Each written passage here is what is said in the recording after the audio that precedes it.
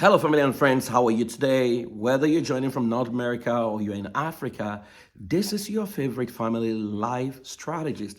Praise for where you know I make your life better consistently. I take good families to great families and great families to exceptional families. Well, today there was a mild drama that ensued at the meeting between President Zelenskyy and President Donald Trump. Now, the whole world has been talking about that drama. And trust me, I'm not a politician, so I'm not for, neither am I against. However, I want to base my discussion on what I saw, which usually happens in family life. I relate everything to family life, marriages, and parenting. Now, that Oval Office drama could have happened in any family. So let's position Donald Trump as the husband and Zelensky as the wife. Now, there are so many things that I don't quite agree with, because one of the things I can stand is when a human being is put down. Now, that could have been done privately. I don't believe it should have been done publicly, especially with a vice president, Vice President Vance, almost talking to another person's president, which was a problem for me. But again, my bias has nothing to do with this. I want to stay focused on family life. Now, there are 5 lessons I'm going to be drawing from the Oval Office debacle, as you can call it. Number 1 thing that you must never do: never undermine your partner in the public. See, we can disagree. There's an art to disagreeing, but dignity must never be compromised. You don't belittle, your partner in a global arena I'm looking at the Vice President of America talking down the president of another country. That is almost like a breach of protocol. And so you have some husbands or wives disrespecting their spouses in front of the entire world, family members interjecting, in-laws putting their mouth in what as they have no right to even interfere in. So disrespect bruises deeper when delivered before an audience. You can correct people, but then it's got to be done in an enclosed environment, in a place where their dignity is respected. So the first lesson I have learned from this is, if your partner stumbles, what you want to do is cover, don't expose, right?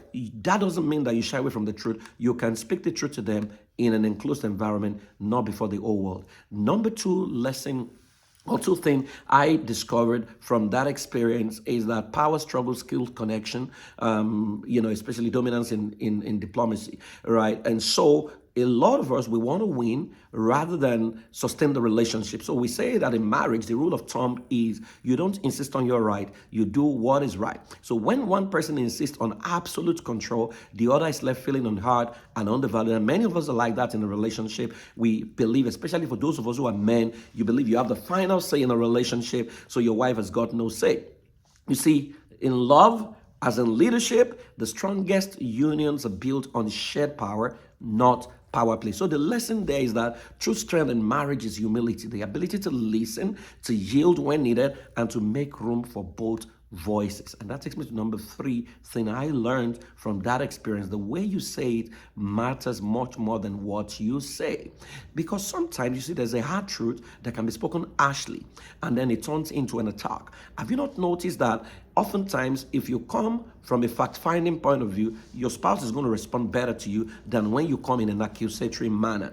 Even the best intentions get lost in tone, right? Where I come from in Africa, they say if you say sorry, sorry is both masculine and feminine. If you say it in a feminine manner, the person will hear you. But if you say it in a masculine manner, in a commanding tone, they're going to resist you. So at that moment at the Oval Office, it wasn't just about what was said. It was how it was said, and that left an impression that you're putting a man down and you're attacking him. And that takes me to the 3rd lesson: speak with tenderness, even when you're upset. I always say to people, there's what we call perceptual code in relationship, which says who is in front of you.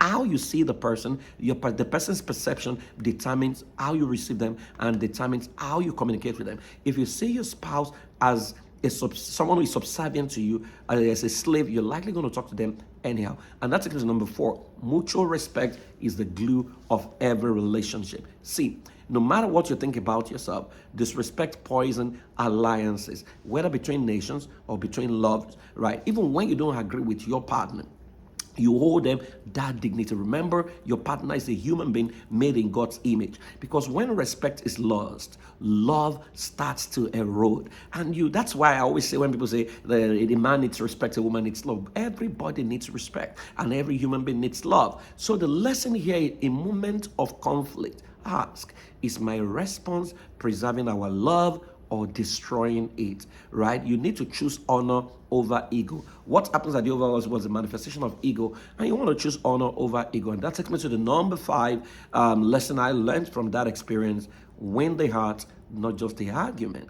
Win the heart, not just the argument. At the end of the day, only one thing matters. Did love win? I say to people, you have to distinguish between the war and the battle. Be willing to lose battle for you to win the war. Your marriage is worth fighting for. Your marriage and your love needs to win, right? Not your argument. So in marriage, it's not about proving a point, but proving your love.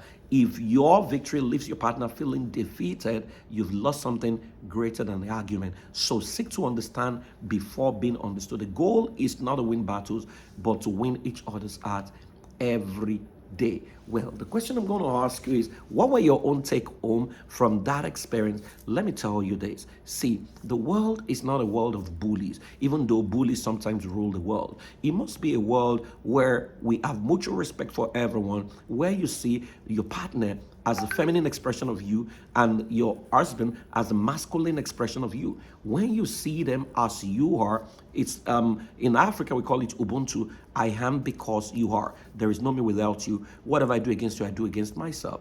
If we have that ideology, trust me, it changes everything. I want you to know that you can win. And by the way, if you haven't gotten my book Unbroken, please go on Amazon and order it. It's going to totally transform your story forever. So what are your own lessons from? What are your Oval Office moments? Because all of us have it in a marriage. And I hope that your marriage works. And if you want to consult with me, please go ahead, send me a message or schedule a session on my Calendly. I can't wait to help you move your relationship from good to great, and from great to being exceptional. My name is Praise Forward. I celebrate you. Have a fantastic day. Bye-bye.